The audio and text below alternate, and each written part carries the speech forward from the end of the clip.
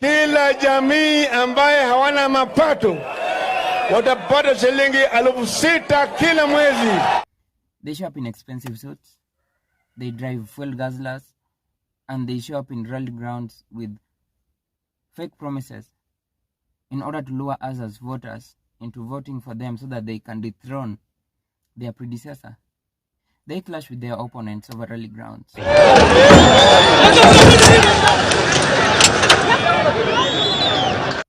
And voters show up in very large numbers with hopes to getting a shilling from these rallies or Kenyan politics. This is the sad truth about Kenyan politics. My name is Kevin and I want you to join me today in this rather sad episode of Politics and Poverty. The effects of COVID-19 are not far gone. Kuna shida ya kiuchumi kwa sababu ya mambo ya COVID and are still felt far and beyond. But the sad truth is that the effects of politics are even far much worse than the ones we had with COVID-19. Hunger and anger are consuming a lot of Kenyans. And by anger, I mean depression and PTSD. And this is in the open eyes of these politicians. And the sad truth is that these politicians will always do as they please, despite us being a democratic republic. And the sad truth will always remain for generations to come. Politicians will always do as they please, not as we please as citizens. Since COVID-19 came, the cost of living has gone up so drastically. Tunaamka tunasikia mafuta imepandishwa, tumesikia gasi imepandishwa, vitu mingi zimepandishwa. Hii Kenya ni kuhama, tutahama ama tutaenda wapi? Tumechoka na tumechoka. Na hii ujumbe ifikie president. And this has been even worse during the campaign period, with Kenya recording the highest ever recorded fuel prices in the country. The Energy and Petroleum Regulatory Authority announced the 9 shilling increase in fuel prices. What a sad history. Mr. President, as you are leaving the economy, what benefits have we had than the cries that the citizens are having over the food prices? Mnaisiawahi kuona maisha kama haya. Hii ni maisha ngumu. Maisha ngumu sana. And while many of you might ask, now that we don't have COVID-19 so rampant as before, why is the life of Kenyans being so hard? Well, this owes to the fact that the taxes we pay has to go into campaigns. Many have claimed that the presidential race is a two-horse race. And while these horses are claiming to be the solution to our economy, ODM leader Raila Odinga is the latest to join the fray, giving a defense to his trickle-down economic model, which he maintains is the only solution that will help the country tackle its misgivings. Deputy President William Ruto says he will restore the country's development trajectory if he's elected president. Well, let's go back and ask ourselves. The current president and his deputy, together with the opposition leader, they are all in the government. And each one of them is claiming to be the solution to our economic times if elected. Well, why can't they just be the ones to work on the harsh economic times now? Because Kenyans are suffering. The fuel prices have gone high, and that means that all other products, major commodities, have gone up in prices. The increase is mainly attributed to increase in the prices of fuel and food items. Transport Index recorded the highest inflation rate of 12.3% on account of increased prices of petrol and diesel. As the high cost of living pushes more Kenyans into poverty, politicians are pointing an accusing finger at each other for the country's economic problems. People can't shop in the supermarkets now because the prices in the supermarkets are way higher for them. Supermarket kwenda na 1000 kutoka na vitu mbili peke yake. And every day many people are falling into the lower class. And while a good number of Kenyans were in the middle class and top class, right now there's a significant reduction in that number. And this was to the fact that we have upcoming elections. Does it mean that the taxes we are paying right now are used for campaigns? Well, you might think so, because since the campaign period started, we've seen a high rise in prices of commodities. The political rallies in Kenya have a common characteristics: huge crowds. And you might not know who is winning because of just looking at the crowds, because everyone has a significant huge number of crowds comparing to the other. They are like on the same level, from the 2 horse races that they are claiming all the way to these mid-tier political rallies like the senators and the governors and the MPs. And while the MPs and senators rallies are characterized by long lines, these lines are crowds of people trying to get their hands on the 200 shillings that are being provided by these politicians who are trying to buy their votes. And I wonder how politicians get a lot of cash to distribute to these crowds, whilst a lot of Kenyans are dying of hunger in the northeastern region. It doesn't make sense. A while back, we had an initiative that was brought up by Kenyans called Kenyans for Kenya. A very nice initiative. I don't know how it died. I don't know when it died.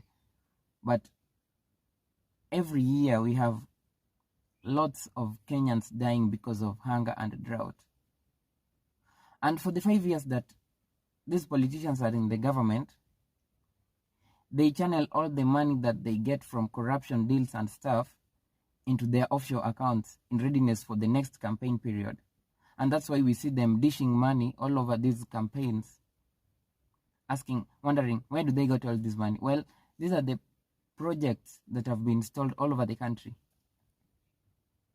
And they will come there with fake promises, trying to buy us and telling us of how they will lower education, there will be no paying fees, they will give us 6,000 a month. Well, these are all campaign characteristics that we've seen over the years, and generations to come will still see the same things we are facing as citizens if we don't change what we are facing right now as citizens. And while we have leaders who have brought solutions to our sufferings, most of them die along the way with this, well, not like real death, but their projects and agendas die along the way,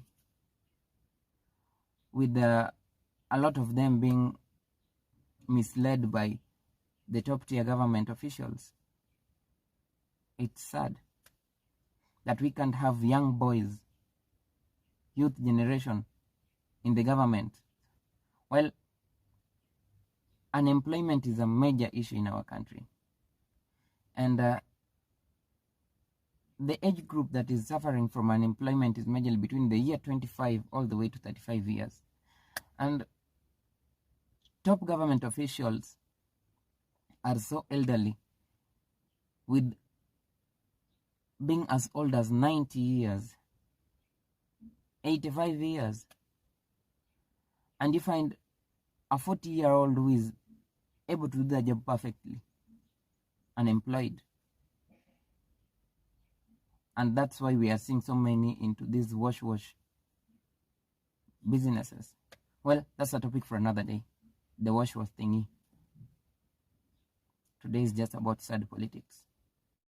It is safe to say that the cost of living has gone up drastically, because judging by the number of people attending these political rallies, you'll see that most of them are just here for the money and not for the agendas that are being brought up by these politicians. And a person might attend 5 rallies in a day just to end up with maybe 500 shillings or 1,000 shillings to survive for tomorrow. And that's the sad truth that we have in our country right now. With the prices of commodities going up, it is definitely going to drop our GDP by a huge margin because the economy is really trashed. And that means that the shilling is losing its value. And that can be seen even by the scarcity of the dollar in the country. Have you seen these politicians tour northeastern Kenya for votes? Well,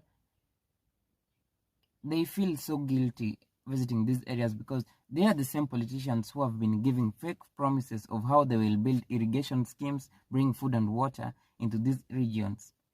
And terms pass by without them even visiting these regions to put up viable means to help these people survive due to drought. And while Kenya is getting a lot of money from grants for these projects, this money are just stored in offshore accounts for campaign periods. You saw how the nominations were like from all the political parties. And that's just a pointer to how the elections might be like. You don't have to vote to get what you want. Or you can vote to get what you want, but those who control what you want will give you what you don't want. I don't know how to place it, but from the video by Crazy Kena. So the big question is, was it a nomination or a nomination? He humorously brought out how the political scene was really affected by how much did you have as a bidder. So it's the highest bidder gets it all. While he might be criticized for that video, it's purely the truth in our country. And following the episodes by Crazy Kena, the twerk episodes, well, not twerk, the twerk episodes, you'll realize that everything that is portrayed by Crazy Kena is the truth that we are facing in our political scene as a country. And I don't want you to get me wrong. I don't want to instigate any political rivalry between the horses that we are hearing about. But I just want to put it clear that democracy is slowly losing its meaning in our country. And while people can say that a president is a project, while a project that is supposed to help Kenyans has stalled, I don't know where we are headed as a country. Elections in Kenya have been characterized by another thing. Since 2007, there has been this trend of political violence, whether small or huge. And this is always after the elections. It's said that these ones are based more on tribal grounds than development grounds. And this is my advice to you Kenyans. If at all you've experienced political violence over the past few elections that we've had, it is safe to say that you are not safe if you are staying in the same place that you faced the same violence in. Like for instance, if you are in Nairobi and you had a harsh time after the elections, I would advise that this time try and go back home during the elections and only come back after everything has cooled down, because I'm not predicting anything here. But if you follow the trends over the past few elections, it is safe to say that you are safer at home than at the place you have been attacked more than once, more than twice. And we've had people with testimonies of how they faced these violences. It's sad. And another tip here is, as we go into general elections on August 9th, I want you guys to stock your houses with food. Lots of food. Start as early as you can. We have non-perishable food like maize and so many cereals are non-perishable. I want you to start stocking your houses with food as early as now, because you don't know what might come after August 9th, and food prices might even go higher than we already have them. And trust me, after the elections, there will be shortage of money. Huge shortage. Being that the government will have put so much into these elections that the economy will have had a huge breakdown. So if you are clever enough, you can start by buying or planting cereals right now, so that by August 9th you'll have at least a good stock of food in your house, so that even if something goes wrong, I'm not praying that that happens, but following the trends we've had, it is likely. And with the 2 horses that we have, it is even more likely than we've had in the past. And I would like you to stock your houses with enough food, so that even when the crisis comes, you are safe. Whether it comes or not, you will still be safe. And if everything goes well and we have a good economy after the elections, you can start a business with the stock that you have. Cereals has a huge market right now. That's all for today. Don't forget to subscribe. Peace.